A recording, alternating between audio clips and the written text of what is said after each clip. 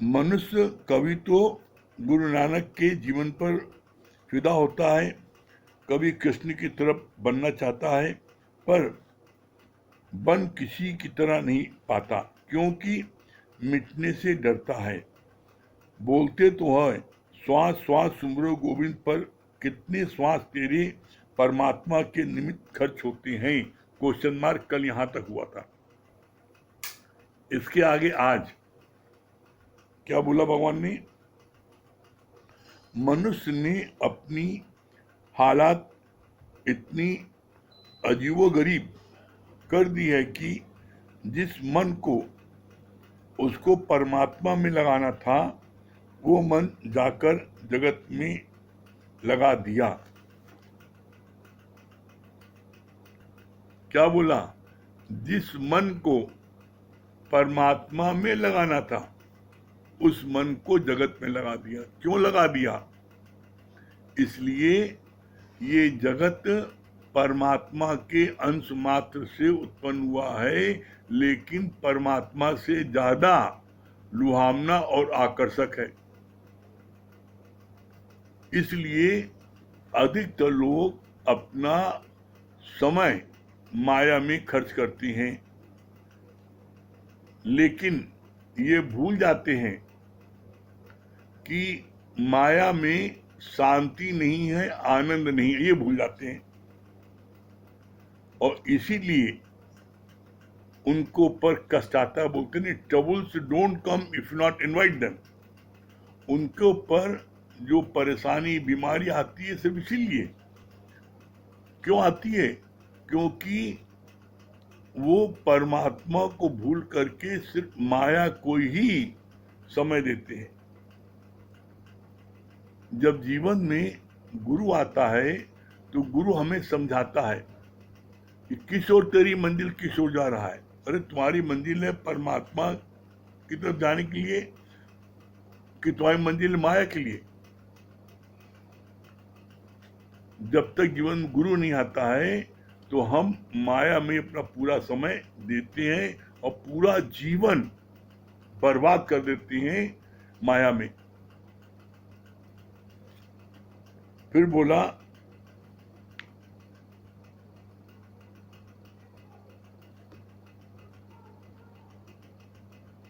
तुलसीदास पहले तो राम भगत था, पर स्त्री मिलते ही सारा मन उसका भगवान से पलटकर जाकर स्त्री में पड़ा।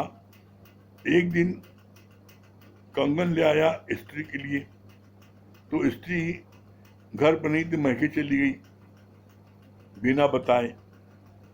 तो क्या हुआ? मुर्दे को लकड़ी का लट्ठा समझकर उसके ऊपर चढ़कर नदी पार की, सर्व को रस्सी समझकर उसके ऊपर चढ़कर स्त्री के कमरे में पहुंचा। तो स्त्री को विस्मय हुआ और बोली, हाड़ मास की देह में तास्यो इतनी प्रीत, तिस आधी जो राम में तो हो प्रीत।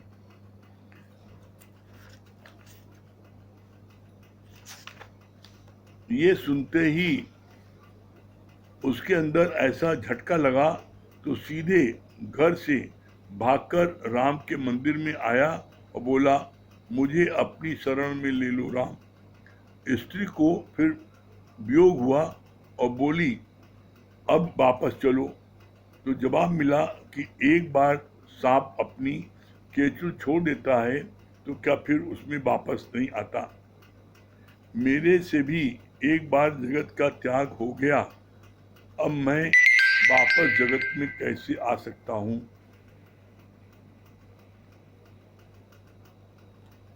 यहाँ पर कितनी अच्छी बात भगवान ने बोली है कि माया मेरे से ज्यादा लुभावनी और आकर्षक है। तुलसीदास वो जो है पहले राम की भक्ति में एकदम बिल्कुल लीन थे। जब राम की भक्ति में लीन थे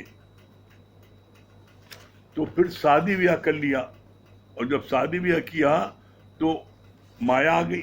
अब माया में वो इतना अधिक उसमें वो फंस गए, उसमें इतना अधिक वो उसमें उससे बंध गए, इतना अधिक उनको उससे जो है वासना आ गई कि वो जो है उसके चक्कर में राम को ही भूल गए और रात दिन अपनी पत्नी के लिए ही सब करते थे।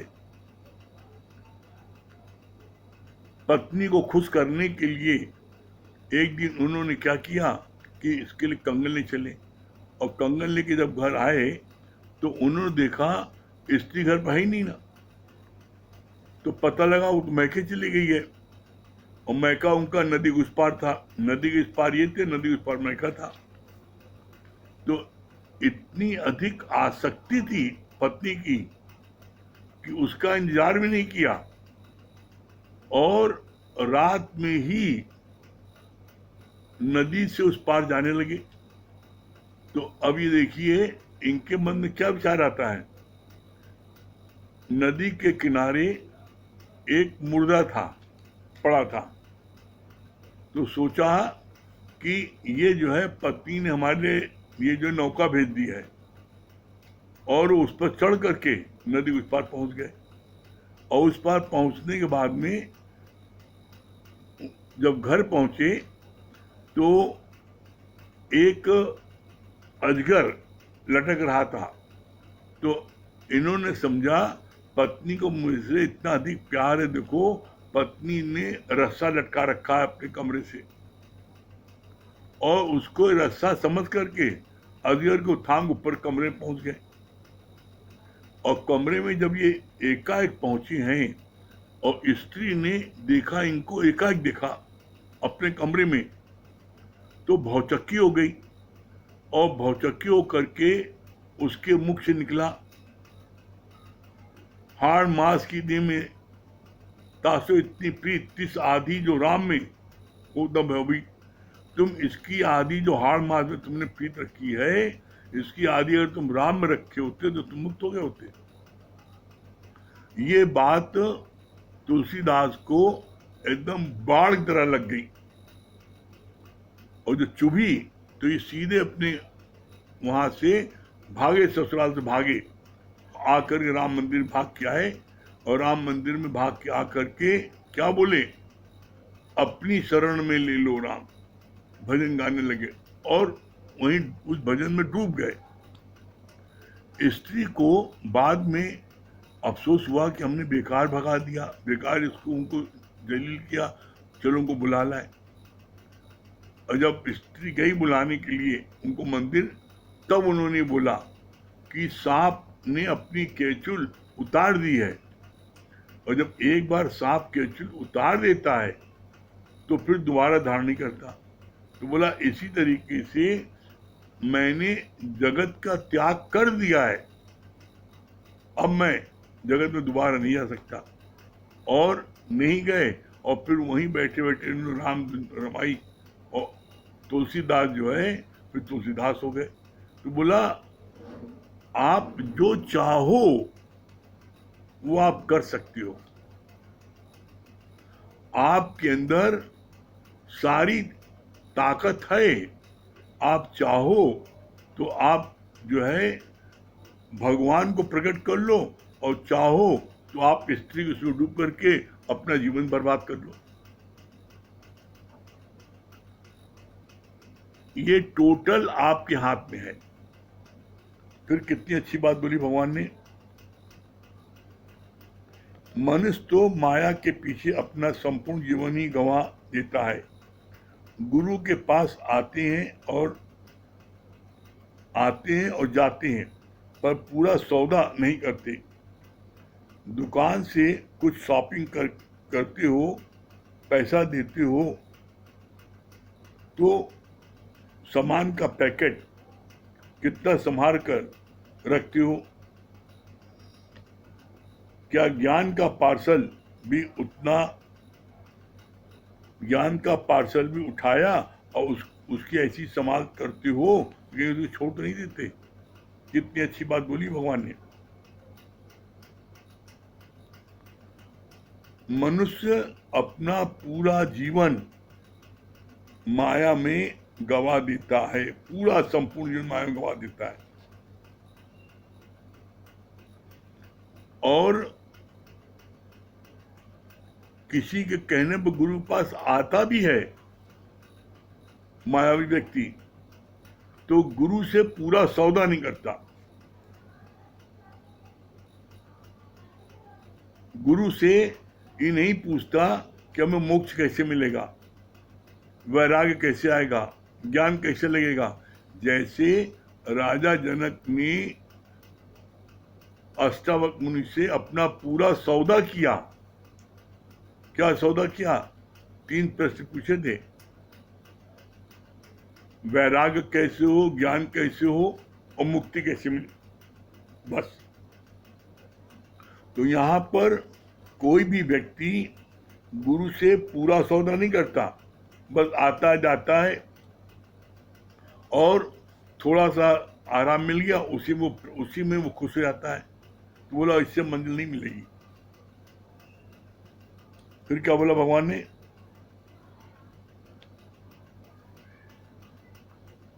गुरु के पास आते हैं और जाते हैं पर पूरा सौदा नहीं करते। दुकान से, अब तुमने जो दुकान से जो सामान का पैकेट लिया, जब कोई सामान परचेज करते हो तो उसकी कितनी संभाल करते हो। इसी तरीके से गुरु से तुमने ज्ञान का पार्सल लिया, पैकेट लिया, क्या तुम उसकी संभाल करते हो कि लापरवाही फेंक देते हो? जैसे तुमने कोई सामान परचेज किया,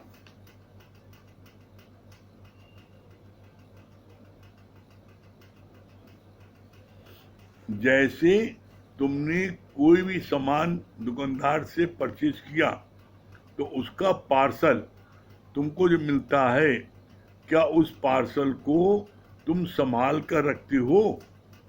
वो पार्सल रास्ते में छोड़ देते हो? उस पार्सल का आप कितनी संभाल करते हो? जब मायावी पदार्थ के सामानों की इतनी आप हिफाजत करते हो, तो गुरु के ज्ञान का पार्सल भी संभाल कर रखो, तभी तुमको जीवन मुक्ति मिलेगी। फिर आगे बोला,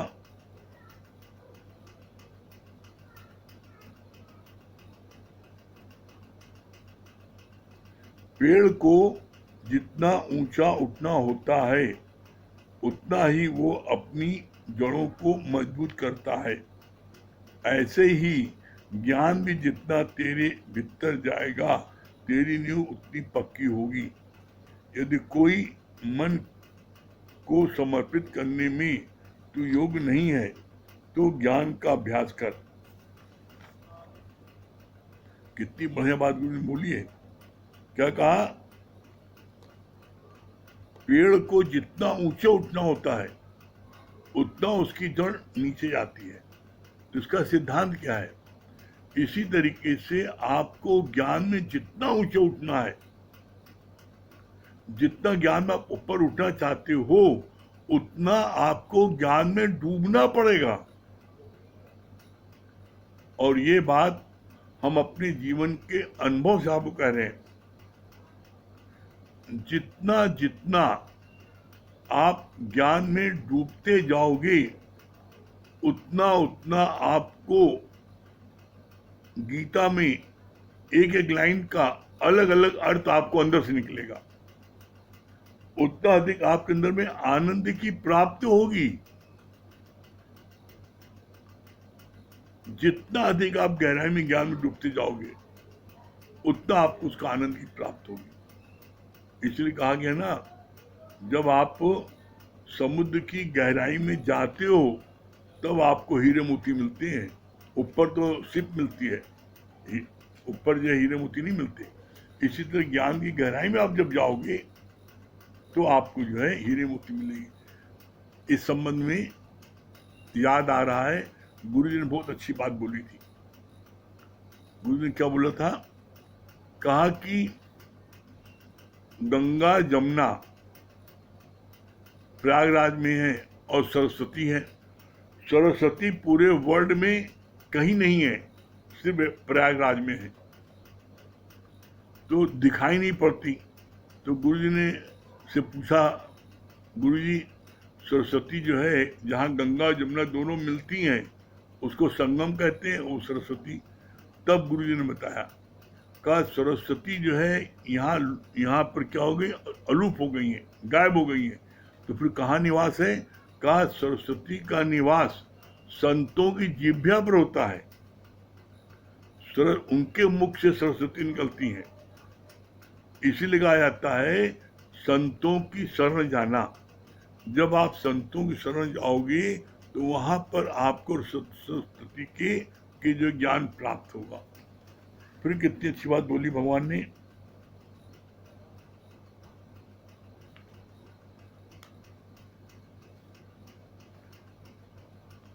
पेड़ को जितना ऊंचा उठना होता है उतना ही वो अपनी जड़ों को मजबूत करता है। ऐसे ही ज्ञान भी जितना तेरे भीतर जाएगा तेरी नींव पक्की होगी। यदि कोई मन को समर्पित करने में असमर्थ तो योग्य नहीं है तो ज्ञान का अभ्यास कर। क्या बोला गुरु जी ने? कहा कि अपना मन और बुद्धि ये गुरु को दे दो। तो बोला अगर नहीं दे पाते, अगर तुम अपना मन बुद्धि गुरु को नहीं दे पाते तो फिर क्या बोला?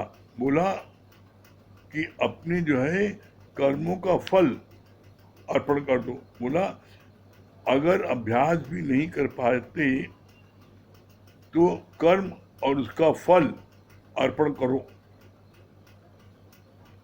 फिर बोला सिद्धि असिद्धि मान अपमान में सम रहो। सिद्धि असिद्धि मान अपमान में सम रहो। तो ये हम सिद्धि असिद्धि, किसी चीज की हमको सिद्धि प्राप्त हो गई, किसी चीज में हमको नहीं मिला सिद्धि,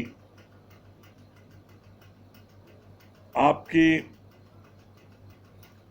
हम कहीं किसी भी जगह पर हमको सफलता मिले, क्या हम सम रहते हैं? हम सम रहते हैं? देखो अपने चेक करो। अज्ञानी जो है वो सिद्धि मिलती है तो वो छत पर चढ़ जाता है, और असिद्धि मिलती है मतलब असफल होता है तो वो पाताल में चला जाता है। ज्ञानी न उसमें फूलता है न पचकता है, ज्ञानी एक रस रहता है।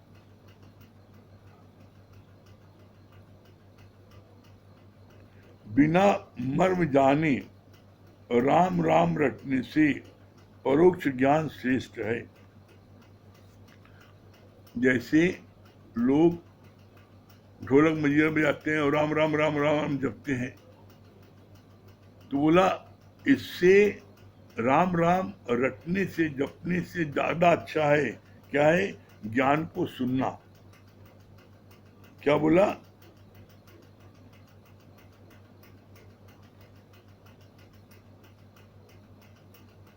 बिना मर्म जाने राम राम रटने से परोक्ष ज्ञान श्रेष्ठ है। ज्ञान का सुनना वो श्रेष्ठ है आपके राम राम रटने से। फिर क्या बोला? यानी विश्वास रखो कि परमात्मा है तो तुम गॉड फीयरिंग होकर रहोगे। कितनी सुंदर बात है। अगर आप ये बात बोल रहे हो, कह रहे हो परमात्मा everywhere is God, everything is God, सब जगह परमात्मा है और वही परमात्मा ही सब बना है, तो बोला ऑटोमेटिक आप गॉड फीयरिंग हो जाओगे। क्यों? क्योंकि जब आप बोले सब जगह परमात्मा है, कोई जगह न तुझसे खाली है, तू व्यापक डाली डाली है, तो ऐसे में तुम क्या किसी के साथ गलत कर्म कर सकती हो? पूछा भगवान ने। किसी के साथ तुम गलत कर्म कर ही नहीं सकते, किसी के साथ में तुम्हारा गलत आचरण हो ही नहीं सकता। क्यों? क्यों? क्योंकि आप इस बात को ज्ञान के द्वारा जान गए हो कि एक ब्रह्म सत्य है और जगत मिथ्या है। तो क्या मिथ्या चीज के लिए हम भागेंगे? हम जब जगत को सत्य जानते हैं तो हम उसके पीछे भागते हैं, लेकिन गुरु के ज्ञान के द्वारा हमें पता लग गया कि सत्य एक ब्रह्म है, और वही गुरु जो ब्रह्म है वो जो है निराकार से साकार में हमारे उद्धार के लिए आया है। क्यों आया है? क्योंकि बोला इसके लिए चेतन को चेतन ज्ञान दे सकता है, चेतन को जड़ नहीं दे सकता। ये जो शास्त्र है इसके लिए गुरु ने क्या बोला?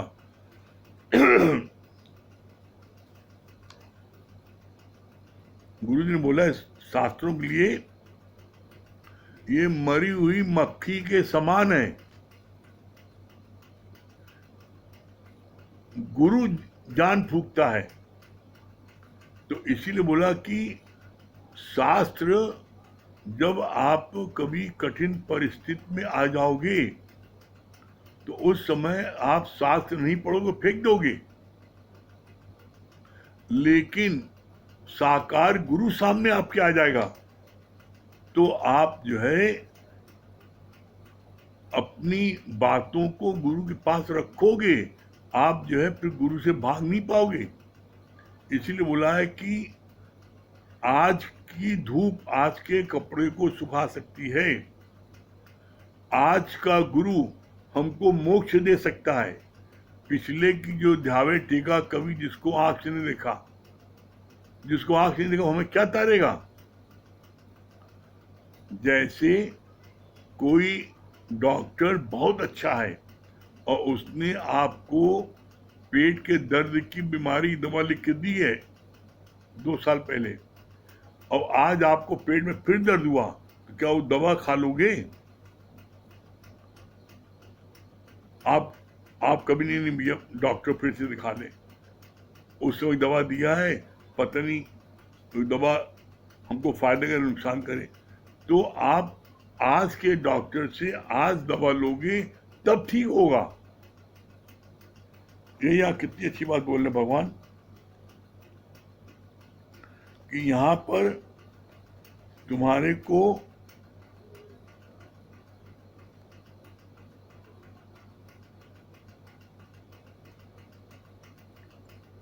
तुम जब फील करते हो कि हर जगह गॉड है, हर जगह परमात्मा है, तो आप गॉड फीलिंग होगे, तुम परमात्मा से डरोगे।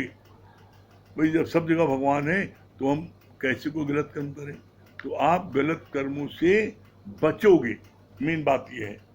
और यदि आप गॉड फीलिंग नहीं होगे, महसूस नहीं करोगे परमात्मा हर जगह तू है, ऐसा महसूस नहीं करोगे, तो आपके अंदर में कभी भी डर पैदा नहीं होगा। तो आगे क्या बात बोली? विश्वास रखो कि परमात्मा है तो तुम गॉड फीलिंग होकर रहोगे। जब आप महसूस करते हो परमात्मा हर जगह है तो आप गॉड फीलिंग होकर के रहोगे। परोक्ष ज्ञान सब फिर ध्यान श्रेष्ठ है। परोक्ष ज्ञान सिर्फ ध्यान श्रेष्ठ मतलब क्या है? ज्ञान सुनने से अच्छा ज्ञान का चिंतन करना जरूरी है। बोला जैसे गाय भैंस चारा खाती है तो वो तो उसने से ज्ञान प्राप्त किया, लेकिन वो उससे दूध नहीं बनता चारा खाने से। जब वो चारा खाने के बाद में चारे को जुगाली करती है तब दूध बनता है। इसी तरीके से ज्ञान सुनने से आपके अंदर में ज्ञान की शक्ति नहीं आती। ज्ञान की शक्ति आपको कब आती है? जब आप ज्ञान की जुगाली करते हो। गुरु ने क्या क्या बताया? जब आप उसका अभ्यास करते हो तो आपके अंदर में ज्ञान की ताकत बनती है।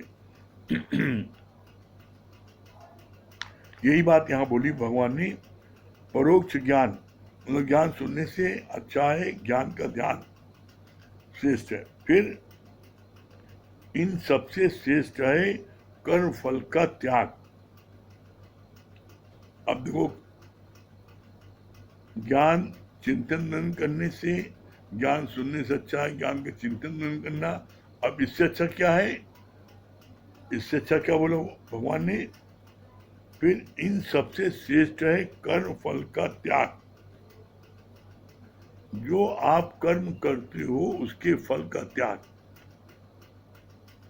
आप किसी के लिए कुछ भी कर दो, लेकिन उससे कोई उम्मीद न रखो, कुछ चाहो नहीं, कर्म फल का त्याग।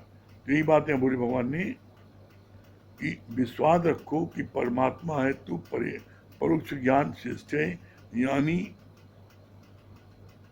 परोक्ष ज्ञान श्रेष्ठ, फिर ध्यान श्रेष्ठ है, फिर इन सबसे श्रेष्ठ है कर्म फल का त्याग। त्याग से ही तत्काल परम शांति मिलती है। त्याग से परम शांति मिलती है। कैसे मिलती है? आप अपने मन में एक एक चीजों को ध्यान करो। प्रातः काल जब आपकी नींद खुलती है तो आपको सबसे ज्यादा सुकून कब मिलता है? जब मलमूत्र आपके शरीर से निकलता है, जब आप आंखों को धोते हो कीचड़ निकलता है, जब मुख को आप कुल्ला करते हो उसमें कीचड़ निकलता है, तब आपको जा करके बड़ा आपको रिलीफ मिलता है। बोला इसी तरीके से जब तुम अपने कर्म फल का त्याग करोगे तो आपको आनंद की प्राप्त होगी। फिर क्या कहा? कर्म फल का त्याग, त्याग से भी तत्काल परम शांति मिलती है, शक्ति मिलती है। फिर आगे लास्ट में क्या बोल रहे हैं? क्यों भटकते हो भटकने वालों, आओ भगवान आवाज देते हैं, पर मनुष्य फिर भी माया की ओर ही दौड़ता है। भक्त है सबका प्रेमी, स्वार्थ रहित और हेतु रहित दयालु है, कहीं पर भी अपना सेल्फ मोटिव नहीं है।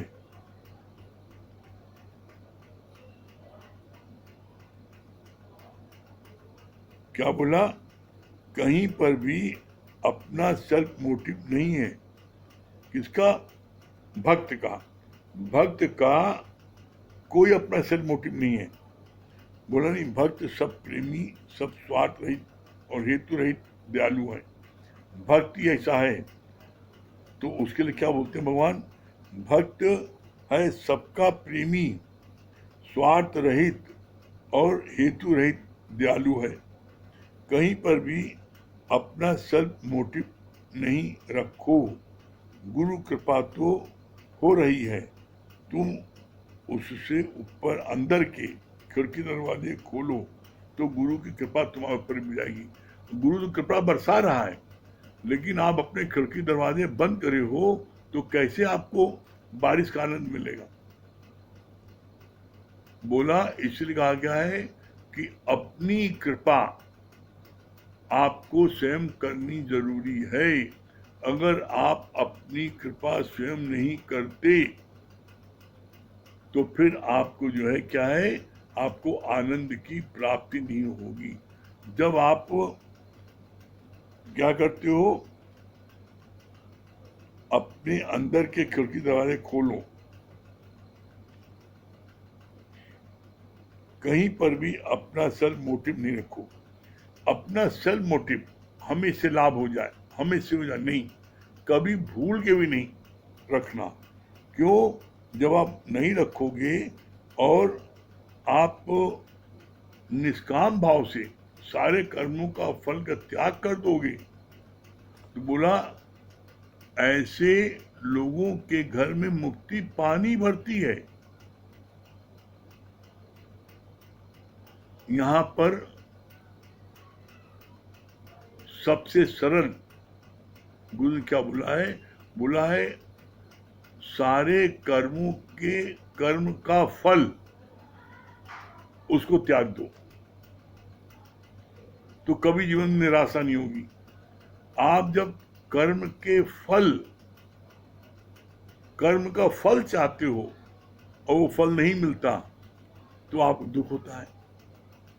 दुख हुआ क्यों? क्योंकि आपने कर्म के फल को चाहा। और गुरु ने क्या कहा? मांगन मरण समान मत कोई मांगे भी, और मांगन से मरना भला, ये है सदगुरु की सीख। जीवन में कभी किसी से मांगो नहीं, परमात्मा से भी नहीं मांगो। क्यों नहीं मांगो? क्योंकि परमात्मा जाननहार है। उसको हम परमात्मा कहते क्यों हैं? अरे कोई बात उससे छुपी है? कोई बात नहीं छुपी है। तो हम फिर परमात्मा से क्या मांगे? जैसे एक माँ अपने बच्चे को बाहर जाते समय सारे सामान अपने आप चुपके बैग में रख देती है, उसी तरीके से जीवन में जिस चीज की भी जरूरत होती है भक्त को, भगवान बिना मांगे उसके पास में स्वतः पहले भेज देते हैं। ये विश्वास रखना कि परमात्मा के कार्य में लगोगे तो क्या मनुष्य मजदूरी देता है तो क्या राखे भगवान? अरे तो भगवान मजदूरी करोगे और तुम्हें भगवान भूखा रखेगा? मनुष्य तो भूखा नहीं रख पाता। कैसे? अक्सर देखो आप, मजदूर आपके घर में काम कर रहे हैं और लंच हो गया, वो चुपचाप बैठा है, न कहीं बाहर गया खाने पीने, बस बैठा है, तो आपसे नहीं रहा जाता, अरे भाई तुम लोगों को खाने का समय हो गया है, तुम कुछ खा नहीं रहे, बैठे क्यों? और जब वो कहता भैया मेरे पास पैसा नहीं है, जब शाम को पैसा मिले तब मैं सामान खाने पीने लाऊंगा, तो आपसे नहीं रहा जाता, आप तुरंत तो उस मजदूर को कुछ बना के खाने के लिए देते हो। तो भगवान ने क्या कहा? मनुष्य मजदूरी देता है तो क्या राखे भगवान? भगवान तुम्हें भूखा रखेगा? कभी ऐसा नहीं होगा। ठूस ठूस के खिलाएगा। और इसका प्रत्यक्ष प्रमाण आप देख लो। आप किसी भी, आज भी देख लो, किसी मंदिर में कहीं जाओ, देखो वहां के पुजारी देखो कितने कितने हस्त पुस्त। क्यों? अरे खूब देसी घी के लड्डू मिलता खाने को, खूब बढ़िया भोजन मिलता है। अरे भगवान की चाकरी करोगे, तुम्हें भगवान खाना नहीं देगा। विश्वास रखो, अच्छे से अच्छा मिलेगा। आप करके देखो, गुरु के कार्य में सहयोग करो, हाथ बटाओ, गुरु के काम आओ, देखो तुम्हें परमात्मा जो सारी चीजों से कितना धन दान करता है।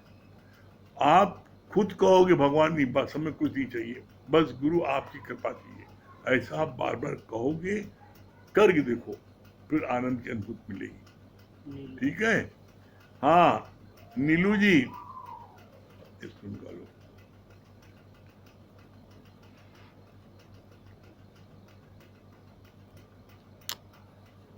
गुरुजी। हाँ नीलू जी, क्या बता रही है? जी गुरुजी, सच बात है, बहुत जब बैठो तो लगता है कि बस खो खो गए हैं, अब खो जाए। मैं रहूं ही ना, बस आप ही आप रहे। और मैं बार बार मन में एक यही संकल्प उठ रहा है कि सच बात है, भगवान अपने भक्तों को ही गरीबी, निंदा और बीमारी देते हैं, तो वो भी बहुत बहुत बहुत शुक्राने हैं कि हमें भी अस्तित्व याद आ जाता है, भगवान मेरा कोई वजूद नहीं है, बस आप ही हो। वो चाहे तो एक पल में हर ले, वो चाहे तो रंग से राजा बना दे, हम कुछ करने वाले नहीं है।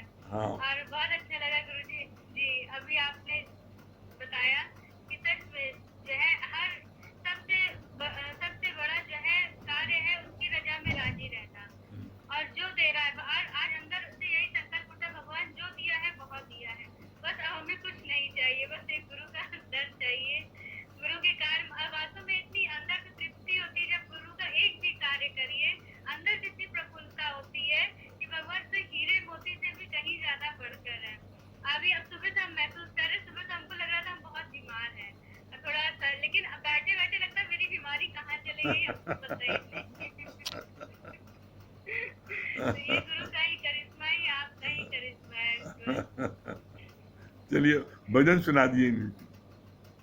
जी गुरुजी।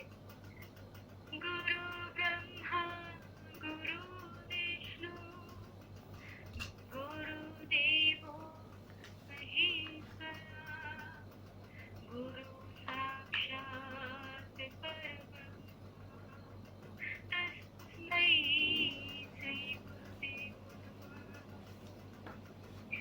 ब्रह्म ज्ञान की सीढ़ियों पे कोई कोई बिरला चढ़े जो चढ़ जाए सीढ़ियाँ 84 लाख उसकी कटे ब्रह्म ज्ञान की सीढ़ियों पे कोई कोई बिरला चढ़े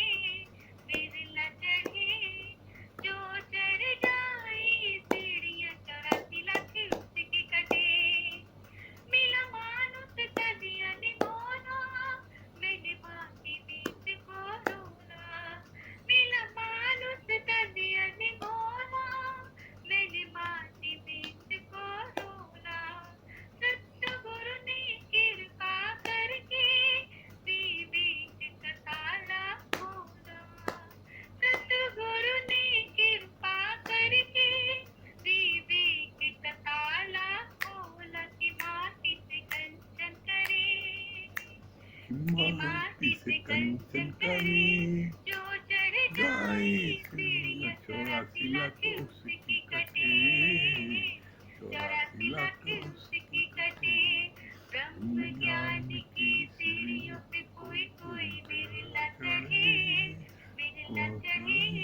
जो चढ़ जाए सीढ़ियाँ 84 लाख उसकी कटे मैं जब से जगत में आया था अपना आप भुलाया मैं जब से जगत में आया था अपना आप भुलाया गुरु ने मेरे मन मंदिर में है ज्ञान का दीप जलाया गुरु ने मेरे मन मंदिर में है ज्ञान का दीप जलाया कि कागज से हंसा करे कि कागज से हंसा करे जो चढ़ जाए सीढ़ियाँ 84 लाख उसकी कटे 84 लाख उसकी कटे ब्रह्म ज्ञान की सीढ़ियों पे कोई कोई बिरला चढ़े जो चढ़ जाए सीढ़ियाँ 84 लाख उसकी कटे गुरु काम क्रोध से बचाए और राग देश को मिटाए गुरु काम क्रोध से बचाए और राग देश को मिटाए ये प्रेम का सागर बनकर खुद पिए और सबको पिलाए ये प्रेम का सागर बनकर खुद पिए और सबको पिलाए कि सबसे प्रेम करे कि सबसे प्रेम करे जो चढ़ जाए सीढ़ियाँ 84 लाख उसकी कटे 84 लाख उसकी कटे ब्रह्म ज्ञान की सीढ़ियों पे कोई कोई बिरला चढ़े जो चढ़ जाए सीढ़ियाँ 84 लाख उसकी कटे मैं गुरु पर जाऊँ आरी जाऊँ लख लख बार बलिहारी मैं गुरु पर जाऊँ आरी जाऊँ लख लख बार बलिहारी स्वरूप का पता बता के मेरी डूबती नैया तारी स्वरूप का पता बता के मेरी डूबती नैया तारी किया सब रूप लखे किया सब रूप लखे जो चढ़ जाए सीढ़ियाँ 84 लाख उसकी कटे 84 लाख उसकी कटे ब्रह्म ज्ञान की सीढ़ियों पे कोई कोई बिरला चढ़े जो चढ़ जाए सीढ़ियाँ 84 लाख उसकी कटे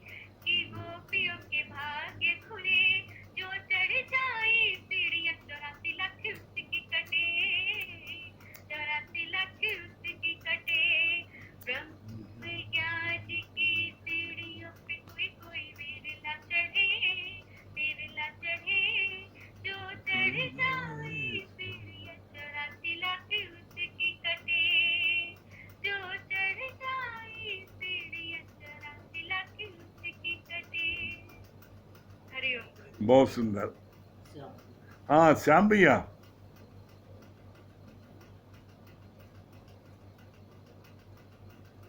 राम राम मुरारी भैया। राम राम। हाँ श्याम भैया क्या बता रहे हैं? आवाज आ गई मुरारी भैया? हाँ हाँ। अभी आपने एक बहुत अच्छी बात बताई कि साकार गुरु का होना क्यों जरूरी है। अब देखिए, इत्तेफाक है कि जब तक गुरु जी थे साकार में थे, गुरु जी नहीं है, लेकिन उन्होंने एक ऐसी परंपरा बना दी है कि हर शहर में हर जगह कोई ना कोई को बैठा कर उस रूप में जो है वो अपनी वाणी को मतलब बताते हैं। आज आप जो कार्य कर रहे हैं, हम आपको सही बताएं, बिल्कुल साकार गुरु की तरह आप बता रहे हैं। नहीं तो वही ज्ञान की किताब हम निकाल के पढ़ें तो बिल्कुल मरी हुई मक्खी की तरह लगेगा। और ये जितना भी सत्संग ऑनलाइन हो रहा है, ये सब साकार गुरु की ही महिमा है। और जितने लोग इस ज्ञान को ले रहे हैं वास्तव में ऑनलाइन, तो ये जो आज आपने बात कही बिल्कुल सत्य है कि साकार गुरु की क्या महिमा है। अब अगर हम न ले ज्ञान, केवल टीवी से ज्ञान ले, केवल कहीं और से ले, तो वो आनंद नहीं मिलता। यहाँ तो पूरा पेड़ सुत्तर का बात करने का, एक एक चीज करने का सबसे बड़ा फायदा होता है। और दूसरी एक बात आपने जो और बताई मतलब जो है कि आनंद कैसे प्राप्त, आनंद प्राप्त करने के लिए अपने जो कर्म है, कर्म के फल का त्याग। इसका उदाहरण आपने दिया कि सुबह सो के आप उठते हो, तो जब तक आप पूरा फ्रेश ना हो लो, आपको कीचड़ है मुंह में, मतलब हर तरह का मतलब जो है गंदा भरा हुआ है, जब सोकर उठते हो और सब चीजों से निवृत्त होते हो, तभी तुमको आनंद मिलता है।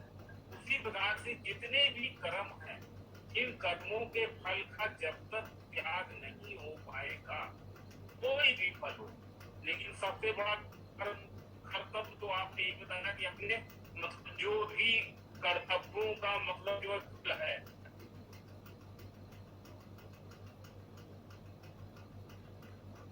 आपकी आवाज नहीं आ रही है, बंद हो गई।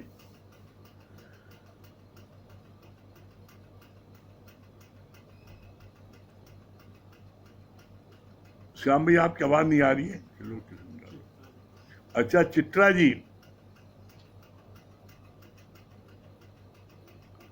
हरिओम गुरुजी। हरिओम चित्रा जी, हरिओम चित्रा जी, क्या बता रही हैं? बहुत अच्छा बताएं गुरुजी। मांगन मरण समान है, मत कोई मांगे भी, ये है सतगुरु की सीख। बिना मांगे ही परमात्मा सब कुछ देते हैं, भर भर के दे रहे हैं। जैसे मनुष्य मजदूरी देते हैं, क्या राखते हो भगवान? परमात्मा तो सारे सृष्टि के रचयिता और जानते ही है इसका क्या बोलते हैं कि मेरे भक्त को कब जरूरत, मेरे बच्चे को वो अपने आप ही दे देते हैं गुरुजी। और दूसरी बात ये अच्छी लगी कि पेड़ जैसे उगता है तो अपना नीचे जड़ मजबूत करता है, इसी प्रकार जब हम गुरु का ज्ञान सुने, अपने अंदर धारण करें, ज्ञान का ध्यान करें, मनन करेंगे, तभी हम बन सकते हैं। वरना सुन के और जैसे हम गाय जुगाली करती है भैंस, उसी तरह ज्ञान का भी हमको जुगाली करना, मनन करना, चिंतन करना, तभी हमारा जीवन बनेगा, वरना बहुत सुंदर। हाँ क्या बोल रहे हैं त्रिपाठी जी? हाँ क्या बोल रहे हैं बताइए त्रिपाठी जी। हैं क्या? हाँ बंदी क्या बता रहे हैं? आ रही है।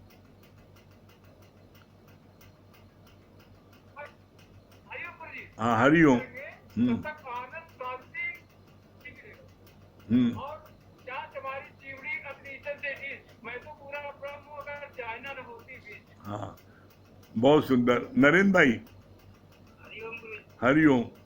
हरिओम हरिओम। हरिओम क्या बोल रहे हैं नरेंद्र भाई? बहुत अच्छा बताया, बहुत अच्छा आपने बताया कि दुनिया में सब कुछ मिल सकता है, ब्रह्म एक सत्य है, जगत में क्या है। आनंद आपको नहीं मिलेगा, शांति आपको कहीं किसी बाजार में नहीं मिलेगा, वो आपके संतों के चरण में, गुरु के चरण में जाना पड़ेगा, शरण में तभी मिलेगा।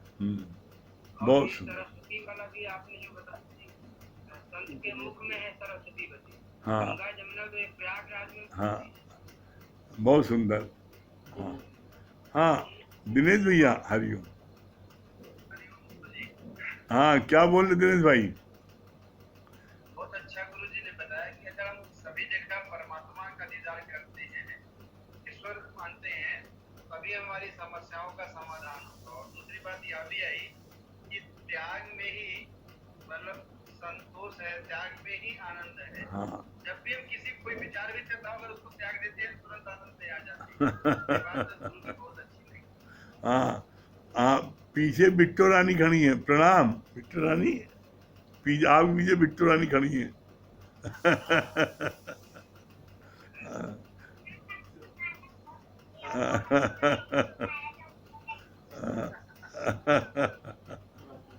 हाँ, राकेश भैया, हरिओम।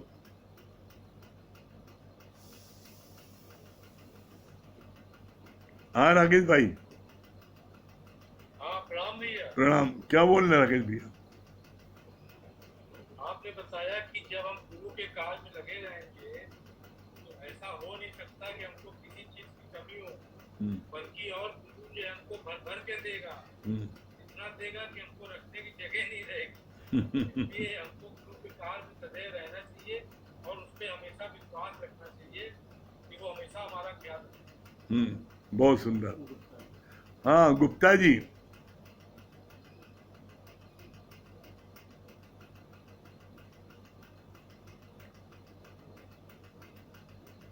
गुप्ता जी, आगे बढ़ो। अच्छा आ गए। हाँ गुप्ता जी बता। हरिओम। क्या बोल रहे गुप्ता जी? हाँ, आ रही है।